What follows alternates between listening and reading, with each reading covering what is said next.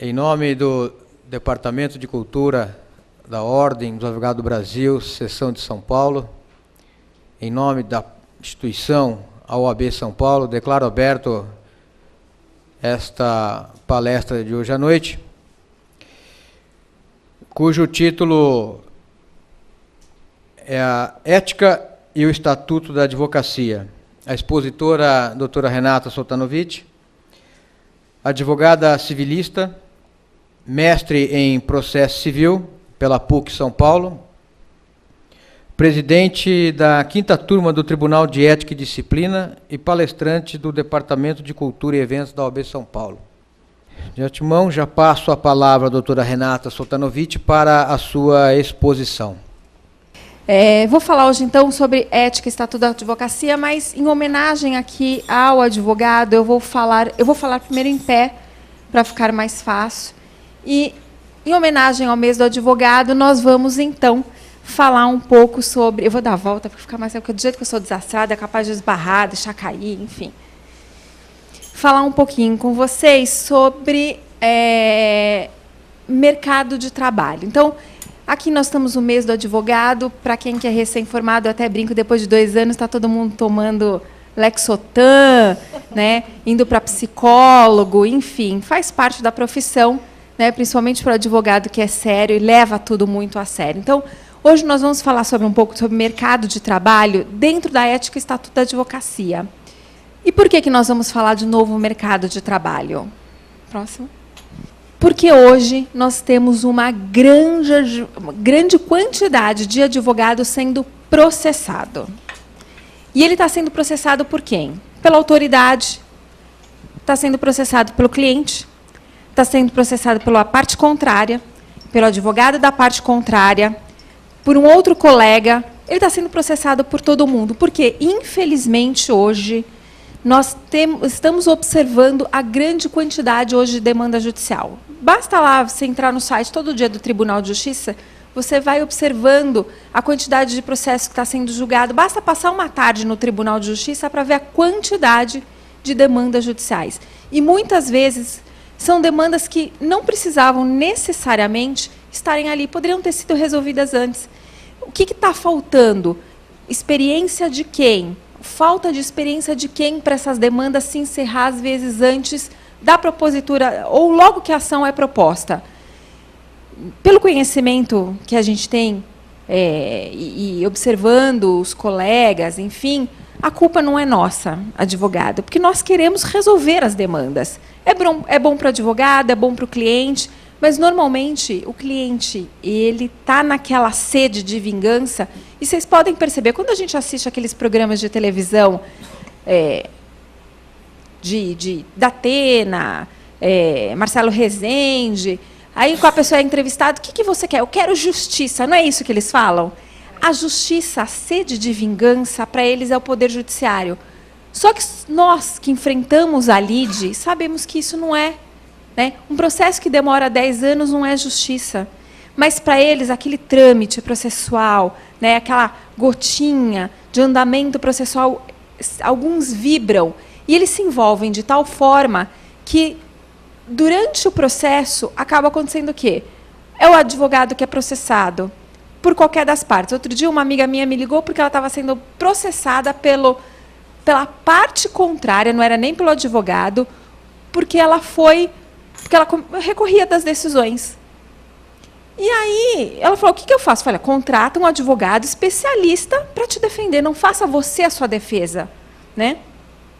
E aí me veio a ideia, eu falei, mas... realmente, eu acho que está faltando, e ela não sabia como tramitava o processo ético-disciplinar, não sabia como se defender no cível, qual era o limite dela, ela estava naquela emoção toda.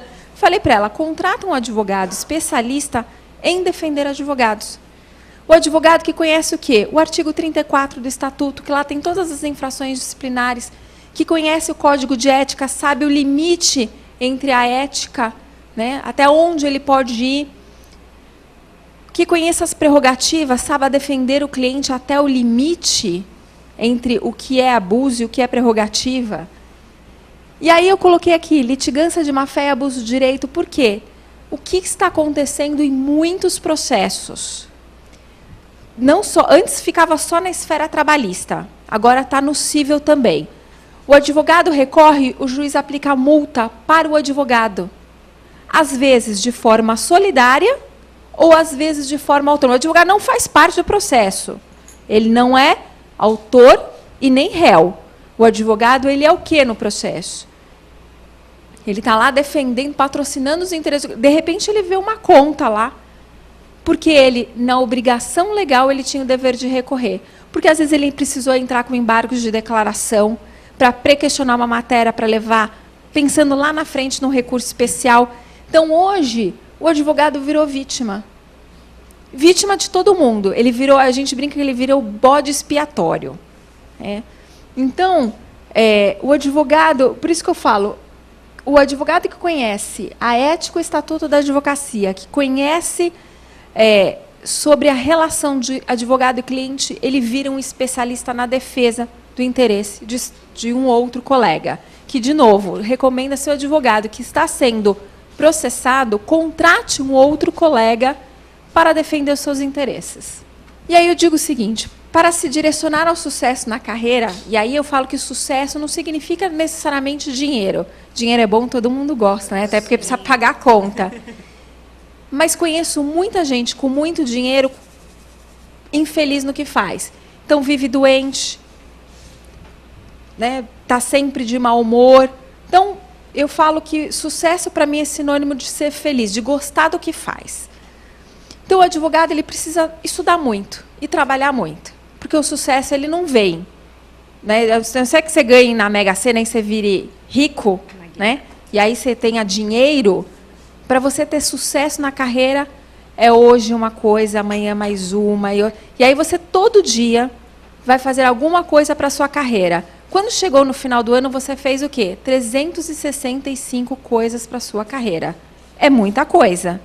Né? Então, todo dia, se você pensar um pouquinho, tomar uma atitude diferente, ler um artigo do Estatuto, ler um artigo do Código de Ética, discutir, ouvir, vir ver palestras, assistir as palestras, você vai ficando cada vez mais, conversar com outros colegas, trocar ideias, participar de comissões na OAB. Vocês sabiam que vocês podem participar de comissões na OAB, né?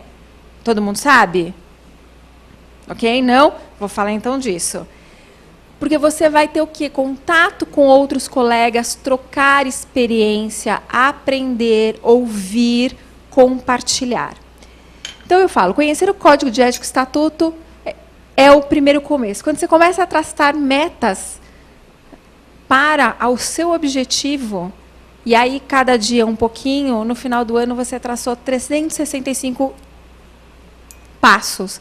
E aí, aquela história, não deixa a meta aberta, porque não vai conseguir dobrar uma meta que você não tem. Então, tenha metas. Vamos falar, então, um pouquinho sobre o conhecendo o processo disciplinar. Eu digo para vocês que, e acho que a doutora Thais, a doutora Hadi, que trabalha diretamente disso, Rafael, que está aqui também, trabalha com a gente lá na 5ª turma, a gente tem percebido que, eu acho que 90% dos advogados, né, doutora Thais, não conhecem como funciona o procedimento disciplinar. A hora que recebe, vai lá na secretaria para pedir informação. Por quê? Porque não lê. Ou não liga para um advogado que seja especialista em defender advogados para saber. Porque, às vezes, tá fácil resolver. Ele vai, junta os documentos, às vezes é o cliente que reclamou que ele não juntou o documento, ele vai lá e junta o protocolo de entrega de documento do cliente. Né? É o juiz que disse que ele reteve abusivamente os autos, ele tem um protocolo de entrega de autos, e quem, na verdade, perdeu foi o cartorário que colocou no prazo errado, no esqueminho errado. Então, são determinadas situações em que o advogado que conhece como funciona o procedimento disciplinar, ele vai conseguir, obviamente, fazer a defesa de uma forma pontual, de uma forma precisa, para que aquilo, então, seja resolvido. E aí eu falo o seguinte, leia o artigo 51 do Código de Ética, você vai perceber o seguinte, quem é que pode pedir a abertura de procedimento disciplinar?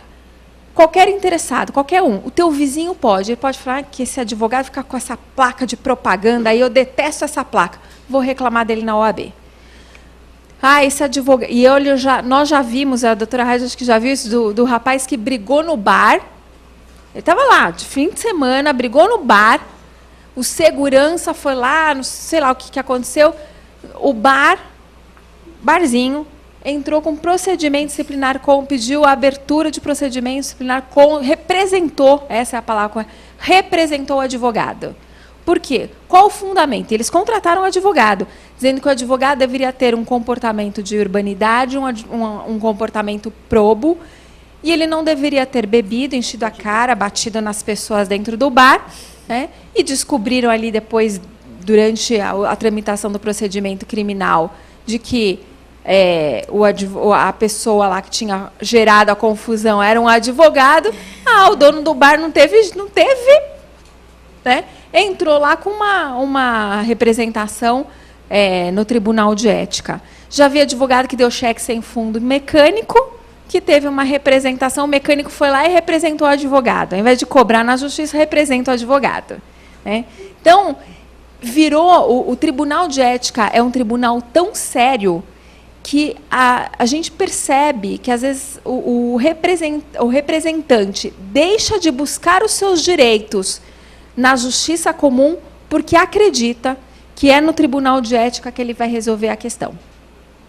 Por quê? Porque ele não contrata um advogado especialista também para acusar o advogado, ou até para o advogado que está sendo contratado para representar um colega entender como é que funciona, até que ponto ele pode ir, o que é infração disciplinar, qual é o ponto que ele pode pedir a condenação.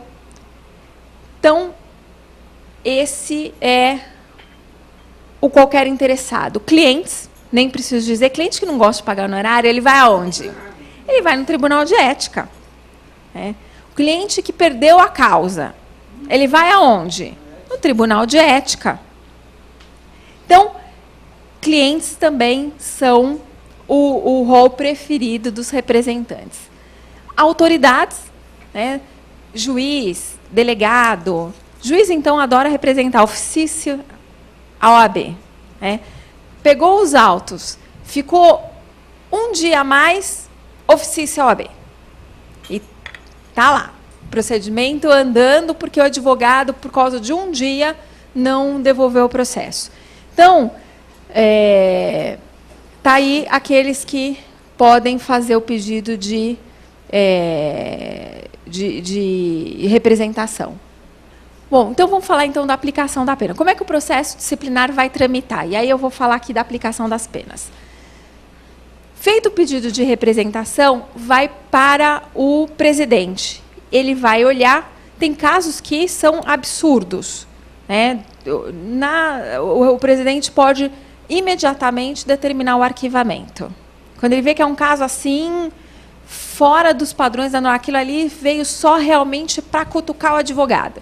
Ele vê que não tem indícios de infração, ele pode pedir o arquivamento. Ou ele pede para o assessor da presidência dar um parecer de admissibilidade.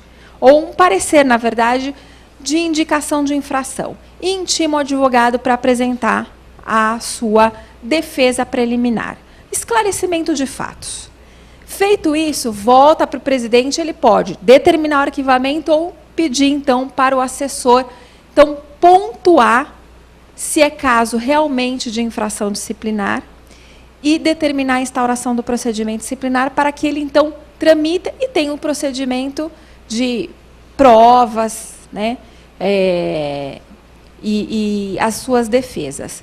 E aí eu queria falar um pouquinho rapidamente sobre provas. O advogado que não atua no procedimento disciplinar, ele não sabe, né, porque ele não contratou um advogado especialista na área, de que ele não pode coagir as testemunhas, né, ou forçar as testemunhas a vir, ou pedir coerção coercitiva às testemunhas. Ele não sabe disso. Então, ele culpa a OAB quando uma testemunha não vai, porque ele não sabe como funciona. Ele pede, muitas vezes, uma perícia de um documento, e ele não sabe que não tem perícia. Que ele, muitas vezes, para fazer a prova no processo disciplinar, ele vai ter que ingressar com uma ação judicial para fazer a prova no processo disciplinar. Uma produção antecipada de provas, uma falsidade documental, um procedimento criminal de falsidade de documento. Ele vai ter que utilizar isso porque existem, no processo disciplinar, isto não vai acontecer. Uma testemunha que ele queira ouvir e a testemunha diz que não vai, não tem como ter como tem no Poder Judiciário. O que o juiz faz? Intima a testemunha. A testemunha não vai e você insiste, ele manda o quê? Uma coercitiva. Ele multa a testemunha, inclusive, se for preciso. No Tribunal de Ética, isso não acontece. Então, às vezes, o advogado deixa de fazer a prova porque ele não sabe como é que funciona o processo disciplinar. E, às vezes, ele é pego no susto. De repente, ele recebe uma notificação do Tribunal de Ética, ele perde totalmente a noção do conhecimento. Ele pode ser um advogado que conhece muito como funciona o Poder Judiciário, mas quando é com ele, ele não consegue muitas vezes se defender. Então, por isso que eu digo, a defesa do advogado, né, por um especialista na área, aquele que conhece como é que funciona o Tribunal de Ética, aquele que conhece como funciona o Estatuto, o Código de Ética, o que vai acabar ocorrendo? Ele facilita a defesa do colega, ou facilita, na verdade, a acusação do colega, né? Principalmente porque sabemos que muitos advogados têm a carteira da OAB, né, mas não é merecedor desse tipo de carteira profissional, né? Então, por quê? Porque muitas vezes ele também não tem um bom acusador, né? Um advogado que saiba fazer a defesa, ou melhor, a acusação no procedimento, no processo disciplinar. Então, não, Mar, pode deixar. O que pode acontecer com o advogado que praticou uma infração disciplinar? E aí é muito sério, os advogados não têm noção disso. Primeiro, ele pode receber uma advertência. Ele vai lá, vai ser uma advertência de certo por escrito, porque existe o processo disciplinar, mas não fica constando no cadastro dele. Mas ele fica ali com uma anotaçãozinha ali escondida, né? Ofício reservado, mas está ali. A advertência propriamente dita em que fica anotado no cadastro dele. O que isso significa? Se amanhã ele cometer uma outra infração disciplinar, ele poderá ter uma pena maior porque ele já é reincidente. Uma censura também vai ficar anotando. A advertência e a censura não vai ter efeito direto no exercício profissional dele, mas a suspensão vai ter. O advogado que comete, e eu vou dar um exemplo muito simples, retenção de autos. De fato, ele cometeu a retenção, todos os requisitos legais foram preenchidos para ter a retenção de autos. Ele cometeu isso uma vez, recebeu lá do tribunal da doutora Rádio a pena de advertência. Aí cometeu de novo. A doutora Rádio fala, não, de novo não, vou dar censura. Aí ele não se sentiu satisfeito, terceira vez. A doutora fala, não, agora vai suspender por 30 dias, porque ele de fato cometeu uma infração. Durante 30 dias ele não pode assinar uma peça processual. E hoje, muitos juízes, a hora que a gente vai fazer audiência, tem juiz que pede a carteira antes, né, de identificação. Muitos deles estão tendo a cautela de entrar no site da OAB e verificar se o advogado está ou não suspenso. E já vi casos que o advogado prejudicou o seu cliente na audiência porque ele estava suspenso, não tomou as providências de, enfim, pedir para outro colega fazer a audiência, e acabou, então, tumultuando a audiência acabou não tendo, e ele acabou o juiz acabou oficiando de novo o Tribunal de Ética, ele cometeu outra infração disciplinar. Qual foi a infração disciplinar que ele cometeu? Advogar quando estava suspenso. E aí, 3 suspensões geram o quê? A exclusão. O advogado pode ser excluído, tem um procedimento disciplinar para isso acontecer, né? Mas ele pode ser excluído? Sim.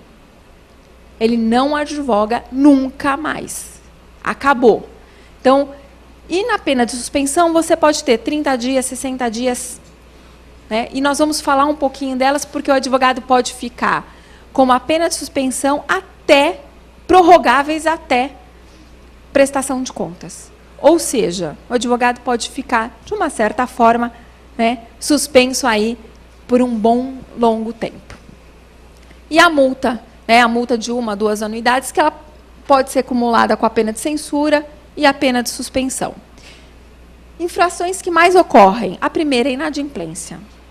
O nosso tribunal, o tribunal que eu e a doutora Thais estamos trabalhando, é a 5ª turma disciplinar, nós temos nada mais, nada menos do que 92 mil processos em andamento. Processo do quê? De inadimplência. É o advogado que não paga anuidade. O que acontece com esse advogado? Ele sofre um processo disciplinar e ele é suspenso até que ele quite a dívida ou faça um acordo na tesouraria. Retenção de numerário pelo advogado. O advogado que ele pega dinheiro do cliente e não presta contas. Isso é a segunda que mais tem. Eu falo inadimplência porque eu estou falando que tem 92 mil processos. A retenção de numerário também tem uma grande quantidade, que é a falta de prestação de contas. E eu coloquei ali ausência de prestação de contas, e eu fiz a divisão dela, porque reter numerário é a retenção do dinheiro propriamente dito. Muitas vezes o advogado ele não retém, mas ele deixa de prestar contas. Ele deixa de dizer para o cliente, ele paga o cliente, mas ele não presta informações para o cliente dele. Não presta informações do andamento do processo, não presta informação sobre o valor que ele recebeu, e às vezes não faz isso porque ele não consegue explicar para o cliente. Isso é um dos grandes problemas que hoje tem, da sucumbência. Tem cliente que não entende, e hoje a gente escutou isso de uma pessoa, e falou, nossa, mas o advogado virou meu sócio, porque recebeu 20% de sucumbência e recebeu 20% dos honorários contratados. Só que ele esqueceu o seguinte, os 20% da sucumbência não está saindo do bolso do cliente, está saindo do vencido. E ele não se dá conta disso, que a conta do outro é maior. E aí o que acaba acontecendo? Ele vai lá no tribunal de ética. Por quê? Porque o advogado às vezes não teve a cuidade de explicar para o cliente a prestação de contas da sucumbência. E aí, alguns acham que é retenção de numerário. E até explicar, ele tem um processo disciplinar desnecessariamente. O que é interessante com relação a isso? Uma vez eu prestei contas para um cliente com relação à sucumbência, ele não entendia. Ele falou, mas você é minha sócia, minha sócia. Foi bem que eu queria ser sócia do senhor, porque o senhor tem muito dinheiro, né? E eu adoraria ser sócia do senhor. E aí eu tive que explicar o que era sucumbência, embora no meu contrato de honorários eu já faço a menção do que é uma sucumbência. E leio junto com o cliente e explico para ele o que é sucumbência.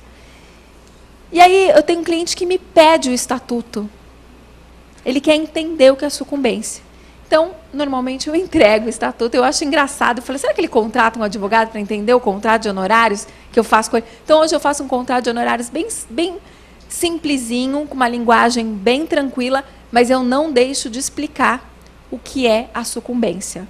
Para evitar o quê? Um processo disciplinar, né? Porque eu não expliquei para o cliente que eu ganhei uma sucumbência.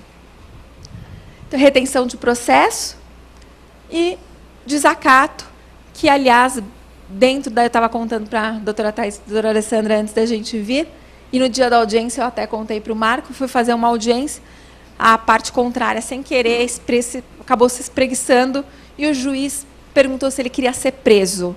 Eu falei, nossa, por causa de uma preguiça, me deu vontade de interferir, mas eu vi que lá eles se ajustaram e a coisa estava indo bem, que eles estavam fazendo acordo, não tinha nada a ver com a história, eu estava de fora, mas aquilo do advogado, né, vem coçando dentro. Aí eu quase falei para o advogado, né, do meu colega, eu falei, doutor, o que chama prerrogativa? Porque seu cliente só se espreguiçou sem querer, né, o juiz não precisava fazer aquele escândalo todo, só porque a sala estava lotada de estudante, né? Então, mas, enfim, se a advogada teve um jogo de cintura, pediu para o cliente engolir o sapo ali, tal, para evitar até um mal-entendido do cliente dele com o juiz desnecessário, porque aí o problema não era do cliente, era o problema do juiz. Bom, então, estamos falando de inadimplência, hoje a gente tem 92 mil processos em trâmite. A leitura que a gente faz disso, né, doutora Thais, é por conta da crise.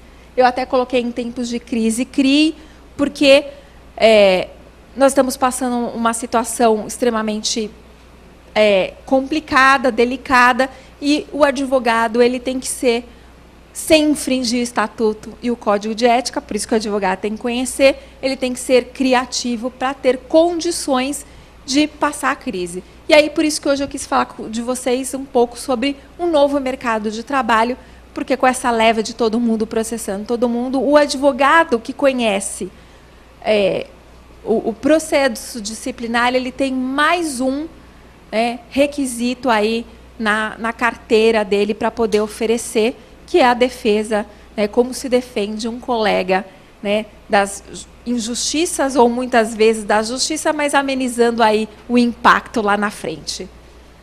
Não tenha dúvida, isso ainda vai acontecer com você. A gente brinca, eu vou te ver nas barras dos tribunais, mas vai mesmo, porque hoje, se não é o cliente, é a parte contrária, é o advogado. Às vezes, o que acaba acontecendo? Seu cliente te troca por outro. O outro vai lá e te processa. Por quê? Por causa da sucumbência. Ou você conquista o cliente do outro e o outro te representa no Tribunal de Ética porque você roubou o cliente dele. Doutora Rádio, é comum isso? Então, não se preocupe, você ainda será vítima. Por isso que, de novo, novo mercado de trabalho. O advogado, muitas vezes, ele é processado porque ele não conhece o estatuto e o código de ética. E, olha, não estou falando só sendo processado com a relação entre advogado e cliente, sendo processado por juiz, sendo processado pela parte contrária. Então, eu falo, o advogado tem direitos e deveres. Conheça, compartilhe. E aí você, com certeza, vai evitar. E aí eu digo evitar, não estou dizendo que você não vai correr o risco de ser processado. Estou dizendo que você vai evitar esse tipo de situação. Não conhece o procedimento disciplinar e, portanto, necessário contratar um advogado para apresentar defesas. Outras defesas judiciais. De novo, muitos, 90% dos advogados que eu conheço, amigos que fizeram faculdade comigo, advogados que a gente conhece aqui pela OAB, não sabem como funciona o processo disciplinar. E quem está na linha direta lá, a doutora Raide como presidente, ou como presidente de outra turma, a doutora Thais como relator, o balcão é cheio de advogado fazendo pergunta que o pessoal do cartório ali atende muito bem. Quando é no fórum, quando você pergunta alguma coisa, o que ele fala? A doutora vai estudar. Não acontece com eu já perguntei isso, às vezes eu pergunto para o cartorário, não que eu não saiba, mas o procedimento do juiz, tem juiz que tem um código diferente do nosso. Então a gente pergunta, às vezes, doutora, leia no código. Aí eu perguntei uma vez, mas meu ou do juiz? Aí a moça ficou meio brava, não, brincadeira, só para... Porque eu fiquei um pouco em dúvida de qual deles eu deveria aplicar. Então, lá no cartório, quando você vai perguntar uma coisa, no cartório da Justiça Comum, Justiça Trabalhista, principalmente, você vai perguntar, essa é a resposta. Nos nossos cartórios do Tribunal de Ética, o que acaba acontecendo? A resposta é dada de forma educada, com orientação. Mas o que a gente percebe? Que o advogado não conhece como funciona o processo disciplinar. Quer fazer provas que muitas vezes não cabe ali. Pede prova pericial, pede para que a testemunha seja intimada, quando, na verdade, ela que tem que fazer o convite. Então, são alguns requisitos que falta ao advogado que atua ou que poderia estar atuando no Tribunal de Ética, não sabe.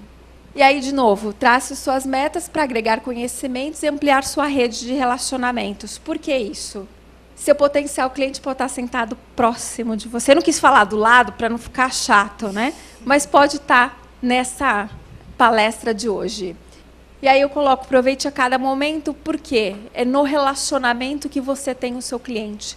Às vezes, é jantando com um amigo que ele te conta uma história e você pode comentar numa situação, ele falar, mas nossa, eu tenho um amigo que está passando por tal situação, vou pedir para ele te ligar. Isso numa mesa de jantar, isso é muito comum, né, Marco? Né? Taxista adora, você sentou no táxi, ele fala, posso fazer uma pergunta? Pode, então desliga o taxímetro que a gente compensa. Só que eu estou em São Paulo, eu vou para Barueri, lá no escritório da doutora Alessandra, tudo bem? A gente compensa. E aí eu faço essa brincadeira porque o advogado tem que cobrar a consulta. Tem muito advogado que não cobra, eu até entendo. Lá no escritório nós já estabelecemos uma tabela. Né? Cobramos, sim, a consulta por único motivo. Às vezes, e a doutora Thais está aqui, não me deixa mentir, a doutora Thais, por exemplo, ela é mais do consultivo do que do contencioso. Doutora Thais tem que cobrar honorários na consulta ou não tem que cobrar honorários? Sempre. Porque, senão, o cliente ele chega, pega os seus conhecimentos de 5 anos de faculdade, toda a sua larga experiência, vai no outro, e desculpa, eu vou usar essa palavra, mais barato, e diz, doutor, eu fui lá na advogada fulano de tal, que não me cobrou honorários na consulta, e ela disse que o caminho é esse, esse, esse. Aí o advogado que não estudou os 365 dias do ano, que não tem o mesmo expertise de vocês, o que ele faz? Ele pega o conhecimento, vai lá, faz de qualquer jeito e os advogados vão estar sempre tendo que cobrar cada vez menos por conta dessa situação. Então, eu sempre digo, cobre a sua consulta. Não é à toa que vocês estudaram 5 anos, fizeram pós, mestrado, assistem palestra sexta-feira à noite. Né? Então, os 300, eu brinco, 365 dias o advogado pensa no direito. Não tem como. Né? A gente compra, a gente vai na padaria e pede um pãozinho. O fulano lá, o atendente, foi maltratado pelo chefe dele, o que você já pensa? Isso é da assédio moral. Já dá o cartão, a doutora Raiz já dá o cartão. Né? A gente está lá no estacionamento, o cara passa fininha lá no carro, você já pensa o quê? Na responsabilidade do dono do estacionamento. Então, o advogado, ele na verdade, pensa o tempo todo. Hoje eu recebi um post que eu achei super engraçado. O advogado nunca sente frio porque ele está sempre coberto de razão. É verdade, porque a gente está sempre, o tempo todo, falou alguma coisa. E você imagina, né? Eu sou casada com um advogado. Você imagina a demanda que é em casa. A gente só está o tempo todo discutindo, e a gente já fez uma promessa, chegar em casa, nada de discutir direito. A doutora Rai também é casada com advogado, a doutora Thais também. Não tem jeito. A gente pensa, okay, até para abrir um vinho, a gente discute a questão jurídica da fabricação do vinho. E aqui está colocado ali no rótulo do vinho. Né? E se o vinho tiver com gosto ruim, quem a gente vai processar? Né? Então, é por aí, não tem como. Por isso, valorizem vocês, valorizem os honorários do advogado. É isso, pessoal. Obrigada. Hoje é sexta-feira. Vou liberar vocês mais cedo, porque, afinal de contas, hoje é sexta-feira. Obrigada por terem vindo, pela paciência de ter aí algumas horas comigo. Hoje é sexta-feira, é Shabat, né? Minha prima está aqui. Desejar a todos vocês Shabat Shalom. Hoje é dia de compartilhar. É isso que nós pregamos no nosso tribunal, que é compartilhar para aprender. Muito obrigada a todos vocês.